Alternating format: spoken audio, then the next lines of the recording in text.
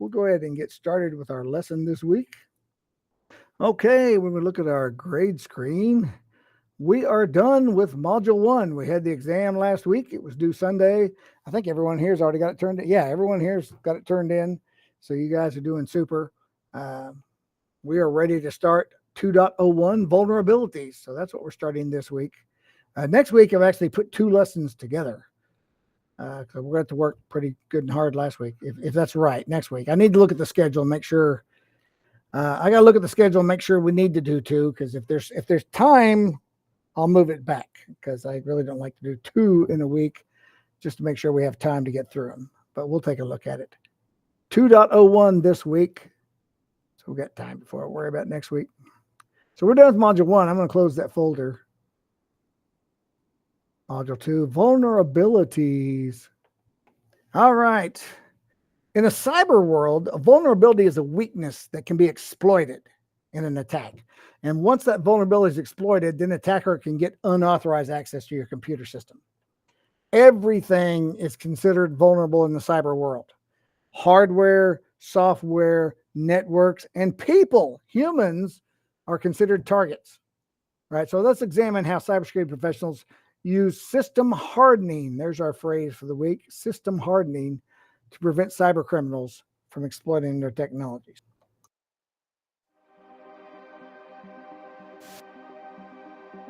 Software update? I don't think so. Those annoying pop-ups and reminders about software updates are just another way to slow you down online, right? Not so fast. There's a good reason to run updates on your devices, but it's just one small step in identifying potential vulnerabilities in your system. A vulnerability is a weakness that can be triggered accidentally or exploited intentionally to cause a security breach. Keeping your software updated ensures that you are running all the latest security features available to identify vulnerabilities, but you can do more. Other vulnerabilities include improperly configured hardware or software, delayed software updates, testing failures, bad network design, and even weak passwords. Each one is an opportunity for hackers to gain access to your network and information through the use of digital footprinting. Footprinting is the first step in gathering information about a network's firewalls, IP addresses, VPNs, and even user email addresses and passwords. An attacker can use this information to find weaknesses in the network. Every open port, out-of-date software application, and weak password discovered during footprinting is an opportunity for access. A good cybersecurity plan includes multiple layers of protection, designed for maximum system hardening against footprinting that leads to cyber attacks. So while it may take a few extra minutes, run that update to start creating your secure digital environment. All right. Good stuff there. Good overview of what we're talking about this week with vulnerabilities. Let's go to page 2. So vulnerabilities often lead to weaknesses, right? This applies both to everyday life and computer systems. Like an unlocked car door leaves your personal property vulnerable. A simple error in a security setting could leave a company's entire network susceptible to attack. But with proper system hardening, and it has a definition, that's a collection of tools, techniques, and best practices to reduce the vulnerability in technical systems. With proper system hardening, network and computer security problems are easily preventable. So some steps typically used to harden an operating system of a workstation include the following things. So let's take a look at some of them. So remove hardware access. Remove access to unauthorized devices like USB ports and optical drives. If you have ports that are never used or not being used with a computer, you can turn them off until the computer ignores those ports, because someone could decide to access through them ports since they see it's not being used and get into your system. Optical drives. Test and install. So test and install your operating system and software patches and firmware updates. Make sure you're installing those updates like the video talked about. Restrict your user accounts. When you give someone access to your network, you don't want to just give them access to everything. Restrict their account so they have the least privilege over the workstation. That includes installing software and devices. Least privilege is defined as providing a user with only those privileges essential to perform the intended function. Like here at the school, I have a computer that's provided by the school for me to use, but they've restricted my access. While I can get on my computer and I can access the school network, I cannot install anything on this computer. If I get some software and I want to install it or download it off the internet and try to install it, it says, no, you don't have the rights to do that, because everything that's installed has to go through the tech department, because they have to check the software, make sure it doesn't have viruses, make sure it's compatible with what everything else is going, and avoid problems in the network. If everyone could install stuff they can download off the internet, we could end up with a lot more viruses and problems in our network, because that's just leaving too much vulnerability. So give people access to just what they need. And if I have software I need to download, I can contact tech. Say, here's this website. I need to download this, install it. Can you check it, please? And they will do that, and then they will install it on my computer for me. So it's not like I can't get software that I need. I just have to go through the right channels so they can make sure it's secure. Antivirus. Install antivirus software. That's just the basics right there. That looks for all those bugs going around the internet. Keep them off your computer. Here's a good one. Default values. Oh my goodness. Default values and technical controls are considered vulnerabilities because hardware like routers and mobile devices can be configured with default administrative passwords or generic passcodes. So here's a great story. In early 2000s, so about 20 years ago, a phone hacking scandal took place in the UK, over in Great Britain. Journalists unlawfully accessed the voicemail boxes of celebrities and public figures because those celebrities and public figures did not change the password. They left the default password. When you first get your phone and you set up your password, maybe your password is 1234. That's what the company sets everyone's password at, or 0000. And so you're supposed to change that. And a lot of people, apparently, hundreds of people, did not do that. And so journalists were able to call in and access their voicemails and record that. And then they sold it. They sold that private information from the messages to tabloids, from all these celebrities and public figures. So make sure when you get a new device and it says, okay, here's the password to get into the device, you need to change it to your own password. Yeah, you do. Because if you have like a router that or a Wi-Fi password, it comes with a standard Wi-Fi. If you don't change that, that means a lot of other people can get that standard default password and access your system. It might sound almost too simple, but a strong password is the first line of defense. Users and network security professionals should always use unique passwords to protect themselves and your data, which I know is hard to do because you probably got 40 different places you have to put a password now, right?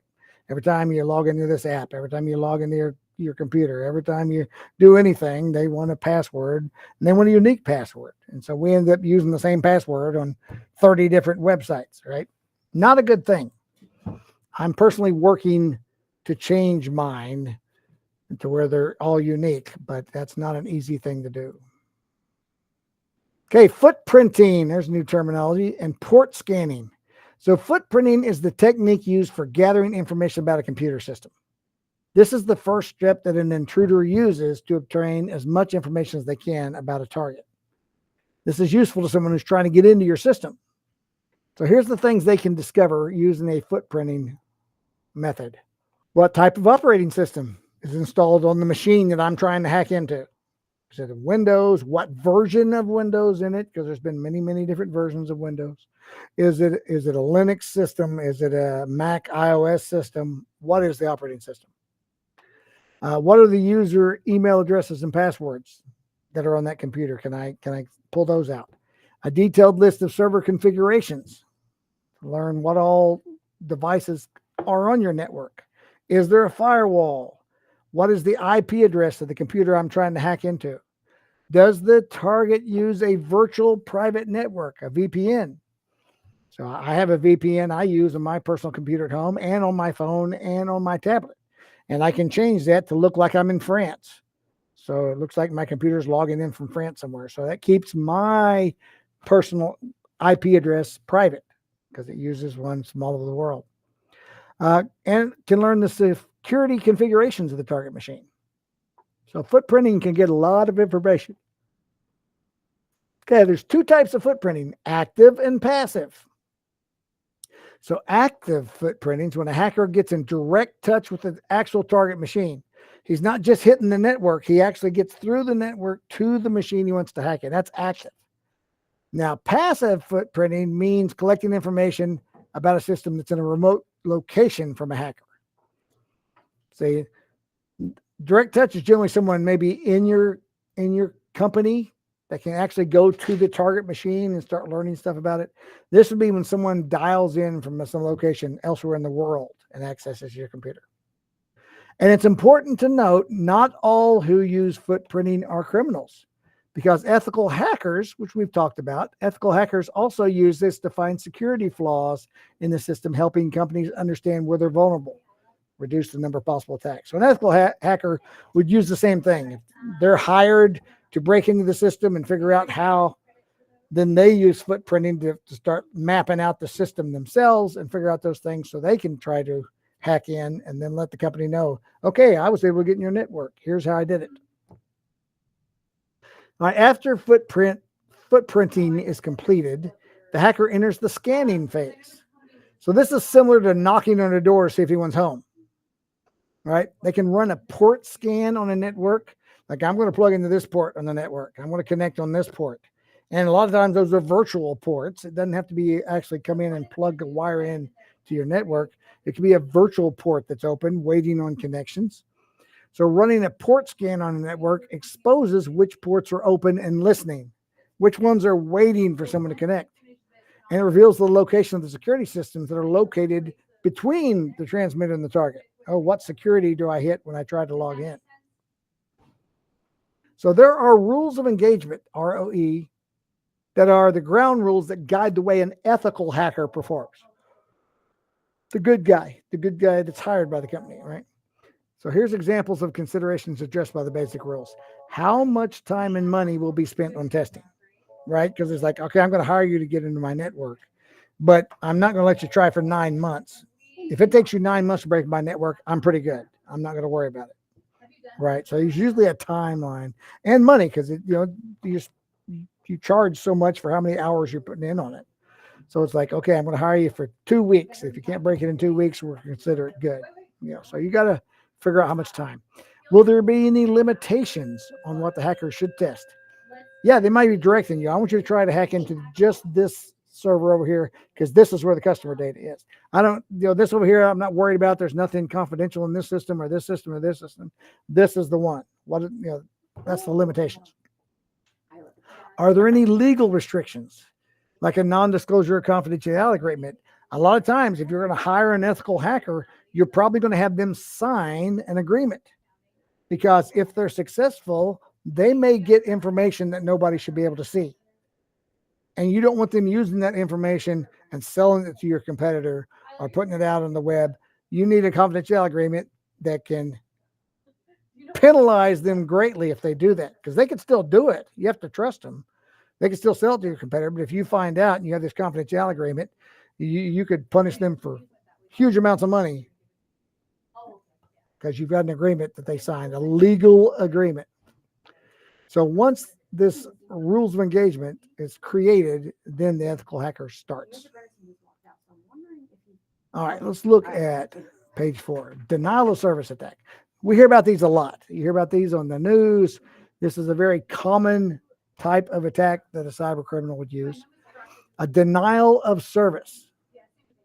It's likely a cybersecurity professional's biggest fear. This is when they send so many requests to your computer that it's so busy trying to figure out if these are real requests or not, that actual people cannot log in because the computer is so busy sorting through all the junk that the criminal is sending, overloading it with junk requests that it doesn't even have time to process real users who should be able to log in. So to them, it's just you're getting the little spinning icon on your screen. It's not doing anything. They're denial of service. So these attacks can be extremely destructive and often difficult to alleviate. In a denial of service attack, legitimate users lose the ability to access services like the email, their website, accounts, or other information systems because it's overloaded, it's overwhelmed. A denial of service attack focuses on overloading the service by using up the system resources like disk space or network bandwidth. They may have a computer that generates hundreds of thousands of requests all at the same time and sends them over the web, perhaps, to this website, trying to get this website to process hundreds of thousands of requests at the same time. All these different logins, and all the logins may be fake, they may be bad. But still, that website's having to get the login, look at it, see if the password matches, and deny it. And if it's doing hundreds of thousands of those all every second, it doesn't have time to check any of the people that really have a good login. Denial of service. This is also known as network exhaustion. You've exhausted the network because you've sent it so much it can't handle it. So these attacks are carried out in many ways. The most common method involves an attacker flooding a network server with traffic. In this type of attack, the attacker sends several requests to the target server, overloading it. These service requests are illegitimate and they have fictional return addresses. So they may be fake IP addresses that they're coming from, which mislead the server when it tries to authenticate the request. So, is this one actually logging in? Nope, that's wrong. That's a fake account. And as these junk requests are processed constantly, the server becomes overwhelmed, which causes a denial of service condition. So someone on a computer, denial of service. Overwhelm the computer with requests. Individual networks may be affected by denial of service attacks without being directly targeted, because it could be anyone else that has the same company that hosts their website. Their network server may be so busy processing the requests that are being attacked on this website that it doesn't have time to process requests for other websites. Could be. So maybe you're not even the one being attacked. But if the network's internet service provider or cloud service provider is targeted, the network will experience a loss of service to everyone that uses it. So then here's a distributed denial of service attack. In a distributed denial of service, so DDoS, we see that acronym as well. Multiple systems target a single system with denial of service attack. So this isn't coming from one computer, it's coming from many computers, maybe hundreds or thousands of computers, all sending requests to a single server. The multiple systems are often part of AB, which refers to a group of computers that have been infected with malware and are under control of the cyber criminal. So a lot of times this is the result of viruses. They'll put a virus out there through emails or however they need to get it out. And as people's computer becomes infected, it transfers control of that computer to this criminal, and he's able to use your computer to send requests to this other server, to denial of service. So not only is he using his own computer, he's using every computer that's getting infected with this virus and having them send fake requests as well. So those requests can spread and be coming from all over the world, which makes it really, really hard on the server to figure out which requests are genuine and which ones are junk. Because as it grows, that virus grows, computers from everywhere are sending the exact same requests in. Devices in a botnet can include servers, computers, mobile phones, tablets, other equipment. And because all the devices are simultaneously sending attacks to a single target, this is even faster and more difficult to block because it's coming from everywhere at the same time. All right, let's look at our last page here. Symptom and prevention. So individual networks may be affected by denial of service and distributed denial of service attacks without being directly targeted. So if the network's internet service provider or cloud provider is targeted attacked, it's where we said that your website may be affected as well. So here are the symptoms. A denial of service attack can resemble standard technical problems with a network, or it could act like there's administrator performing maintenance, because you'll see unusually slow network performance. I'm logging in, but it's taking it 3 minutes to even let me log in. something's going on. Or maybe I can't even pull up the website. It keeps giving me an error when I try to pull up the website. That's a possible denial of service attack because it doesn't have time to process your request because of all these fake junk requests it's getting. So to prevent these type of attacks, install and maintain antivirus software so you can't get infected and become part of a distributed denial of service. Put in a firewall and configure it to restrict traffic coming in and out of the computer, so it can't just receive requests from all over the world.